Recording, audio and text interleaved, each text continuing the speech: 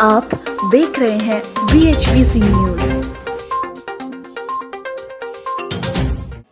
अपनी मांगों को लेकर के किसान 70 से ज़्यादा दिनों से आंदोलन कर रहे हैं। इस बीच बहुत उतार चढ़ाव देखने को मिला।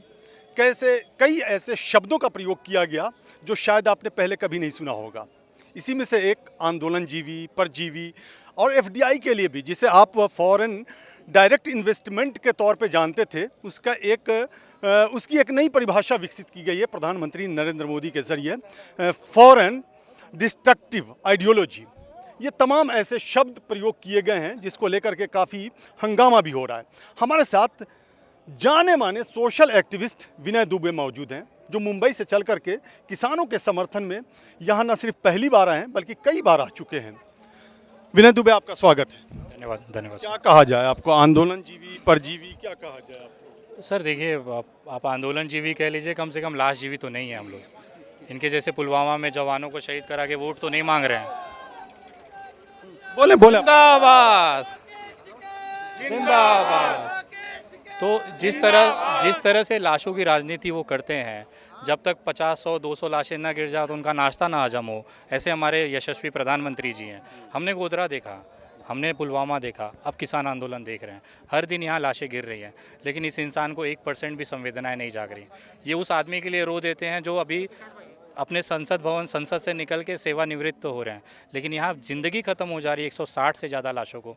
उसके ऊपर उस इंसान की अगर एक कतरा ना गिरे तो मुझे नहीं लगता कि वो इंसान है। उनके अंदर कुछ आप अपेक्षा करोगे तो इस तरह के जो शब्द हैं वो वही इंसान कर सकता है जिसमें मानवीय संवेदनाएँ ना हो, जिसको ये ना पता चले कि जो मर रहा है वो इंसान है, कि कुत्ता है, कि बैल है, कि गाय है।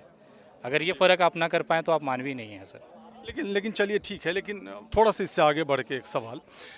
प्रधानमंत्री ये कहते हैं कि इसे एक बार लागू कर दो, आजमा लो, फिर अगर कोई कमी हो तो उसमें संशोधन कर लो, उसके बावजूद अगर ठीक ना हो तो वापस ले लो। इसमें क्या दिक्कत है? किसान भी तो यही कह रहे हैं कि सर एक बार इसे वापस ले लो, अगर उसके बाद किसान सुखी है, समृद्ध है, फिर अगर नहीं रहता तो आप इसे ले आइए। उनकी तरफ से है तो किसानों की तरफ से एक प्रपोजल है सर। सिंपल सी बात है। आखिर कौन सा दबाव है ऐसा सर, जिसके लिए आपने बिल है वो लेना नहीं चाह रहा है? पूरे देश से लेकर अब तो इंटरनेशनल बेइज्जतियाँ होने लग गई हैं। उसके बावजूद ऐसा क्या दबाव है नरेंद्र मोदी जी के ऊपर कि ये बिल वापस नहीं आ रहे हैं? क्या अडानी कुछ बोल रहा है क्या उनको? क्या अंबानी ने कुछ उनको दबाव बना के रखा हुआ है क्या? इस तरह का अगर कुछ है और अगर आप दबाव में आके इस तरह की चीज़ें कर रहे हैं तो मुझे ऐसा लगता है भारत के इतिहास में सबसे हारे हुए और थके हुए प्रधानमंत्री हमारे मोदी जी हमें मिले हैं।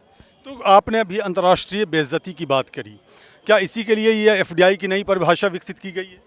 अब देखिए, ये तो मोदी जी का पराक्रम है, वो क्या लेके आते हैं नया नया, क्योंकि देश की जनता को उलझा के रखना है, कुछ ऐसा दे देना है ताकि अभी देखिए अगर वो वहाँ पे आंदोलन जीवी ना बोलते तो हम 4 दिन तक इसका डिस्कशन ना करते। मोदी जी ने हमें, देखिए हम सोचते हैं कि मोदी जी को हम क्रिटिसाइज़ करते हैं, लेकिन मोदी जी पूरे देश को क्रिटिसाइज़ किए पड़े हुए हैं। उन्होंने उलझा के रखा हुआ है कि अच्छा एक शब्द दे दो, 4 दिन तक ये उसमें घूमते रहेंगे, फिर 5वें दिन एक नया शब्द दे दो, फिर घूमते रहेंगे। तो कहीं ना कहीं ये सारा चीज़ जो तैयार करना है, चाहे FDI का हो, चाहे ये गोदाम बनाने या कंपनियों को उसको, जैसे अभी नौलथा वगैरह में प्राइवेट कंपनियों को उसको दे दिया गया PPE बेसिस पे, तो उसकी पैरामीटर सब तो वो तय करते हैं ना सर। और अगर इतना बड़ा मसला है, समझे 1947 के बाद सबसे बड़ा क्रांति इस देश के अंदर आ रहा है, इतने सारे लोग पहली बार इतने दिनों तक रस्तों पे हैं। मेरे जानकारी में, मेरे छोटी सी ज़िंदगी में मैंने कभी नहीं देखा। मैंने शाहीन बाग देखा था, कुछ महीने तक थे, लेकिन इससे बड़ा ये आंदोलन हो चुका है जो ना जात का है ना धर्म का है। यहाँ पर आपको हिंदू भी मिलेगा, मुसलमान भी मिलेगा, गुज्जर भी मिलेगा, जाट भी मिलेंगे, पंजाबी भी मिलेंगे, उत्तर भारतीय भी मिलेंगे, मराठी भी मिलेंगे। ऐसा कभी संगम इस देश में नहीं देखा है। ये था 1947 में जब आज़ादी की लड़ाई चल रही है। आज ये अनाज तिजोरी में न बंद हो, उसके लिए ये लड़ाई लड़ी जा रही, क्योंकि आज अगर ये चीज़ यहाँ पे किसान हार गए तो कल को यही उद्योगपति आपको रोटी का जो आटा है पैकेट में बांध के देंगे और आपको मजबूरी हो जाएगी खरीदना।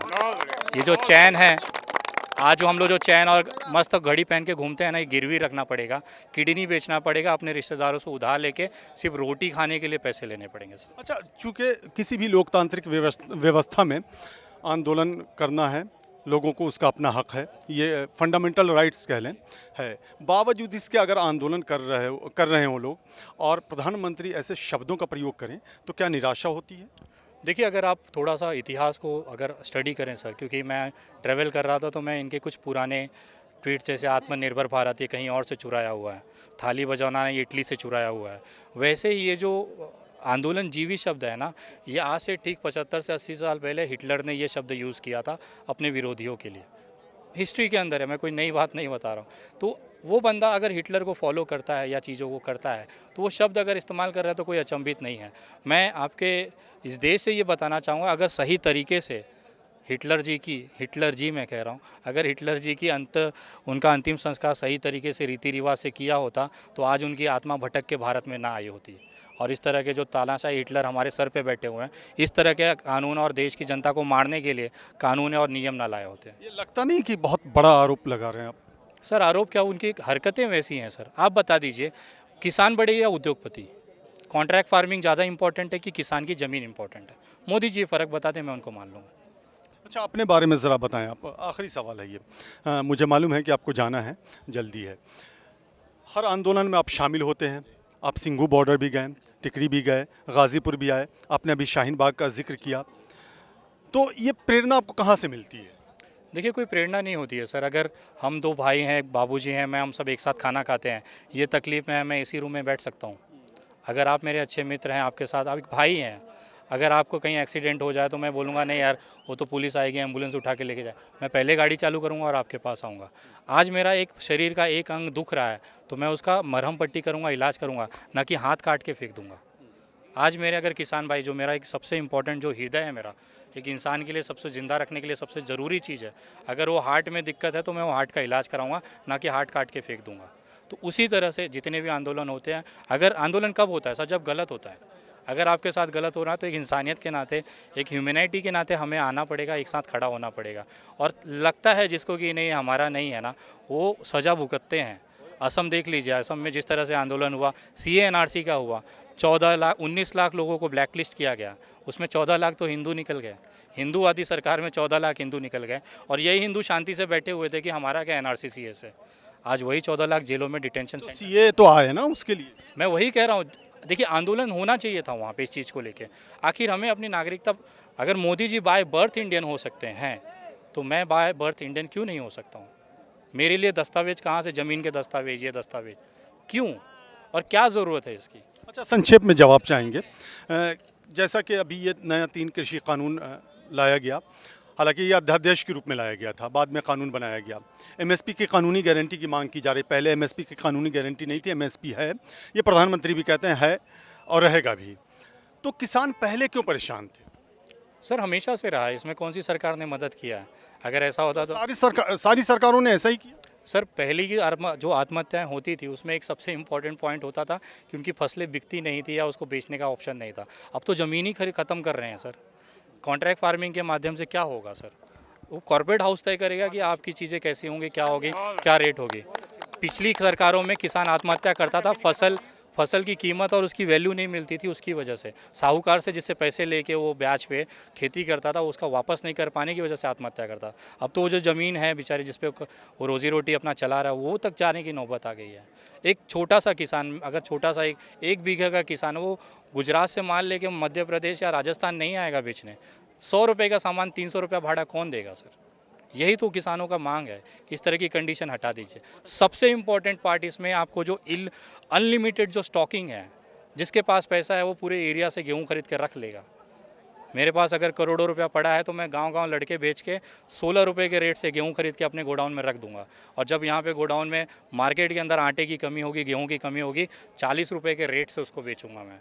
18 रुपया लगा के 40 रुपया कमाऊंगा मैं। उसका खामियाजा कौन भुगतेगा? ये किसान का परिवार खरीदेगा, ये आम जनता खरीदेगी। सिंपल सा लॉजिक है। आप ये अनलिमिटेड जो इस पे स्टॉकिंग है उसको हटा दीजिए। पहले जो नियम था कि अगर मैं 100 क्विंटल से ज़्यादा गेहूं रखता हूं तो मुझे FIR हो जाएगी, मुझे जेल जाना पड़ेगा, क्योंकि उसकी वजह से कालाबाजारी और मार्केट में प्राइस बढ़ेगी। इतनी सी बात है। और सरकार ये किसके लिए कर रही है? आम जनता के लिए तो बिल्कुल नहीं कर रही है। अनलिमिटेड स्टॉकिंग करके प्राइसिंग बढ़ेगी, महंगाई बढ़ेगी, तो खरीदेगा कौन? ये जो नौकरी पे 6,000 जा रहा है ना, वो राशन पे अगर आज 2,500 खर्चा कर रहा है, यही इनके कॉन्ट्रैक्ट फार्मिंग और इसी बिल के बाद में वो 6,000 रुपया पूरा का पूरा सिर्फ खाने में खर्चा करेगा सर। फिर पढ़ाई लिखाई बच्चों का, क्राइम रेट बढ़ जाएगा आपके यहाँ पे। बच्चे पढ़ेंगे नहीं, दिन भर आवारागर्दी करेंगे। बाप पढ़ा नहीं सकता, वो बोलेंगे या तो सरकारी में जाओ या तो आप इसमें जाओ। क्या करेगा? तो देश का तो आपने सत्यानाश करने के लिए पहला बेसिक ही आपने खड्डा कर दिया। जहाँ से गेहूँ से निकलता है, एक बीज से गेहूँ निकलता है, वही आप ख़त्म करने के चक्कर में। सिंपल सा नॉलेज, मतलब एक सिंपल सा ये बिल है सर। चलिए, बहुत बहुत शुक्रिया। तो ये थे विनय दुबे, सोशल एक्टिविस्ट, जिनका साफ कहना है कि ये जो बिल लाया गया है, ये जो कानून की शक्ल अब दे दी गई है, दरअसल ये किसानों के लिए है ही नहीं, कॉरपोरेट घराने के लिए है, जिसकी वजह से किसान आशंकित हैं और उन्हें ये डर सता रहा है कि उनकी ज़मीन उनके हाथों से निकल जाएगी और उन्हें बहुत सारी परेशानियों का सामना करना पड़ेगा। कैमरामैन मनीष के साथ मैं फैज़ आलम फैज़ी, गाज़ीपुर बॉर्डर से। रोज की ताज़ा खबरें सुनने के लिए सब्सक्राइब करें BHPC न्यूज चैनल। साथ ही रोज के नोटिफिकेशन जानने के लिए दबाएं बेल आइकन। साथ ही हमें अपनी राय देने के लिए हमारी वीडियो पर कमेंट करके बताएं और वीडियोस को लाइक और शेयर करना बिल्कुल ना भूलें। आप देख रहे हैं BHPC न्यूज।